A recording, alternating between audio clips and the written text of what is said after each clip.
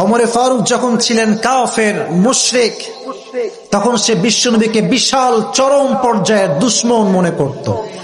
But নবীজি জানতেন যে মক্কার জমিনে দুইজন বীর পুরুষ আছে, এক হচ্ছে ওমরে ফারুক আর এক হচ্ছে আবু জেহাল ইবনে হিশাম। নবীজি তাহাজ্জুদ দোয়া করেন, আল্লাহুম্মা আইজ্জাল ইসলাম বিআহাব্বি হাযাইনি আর-রাজুলাইন বিআবি জেহাল ইবনে হিশাম আও বিউমর ইবনুল খাত্তাব।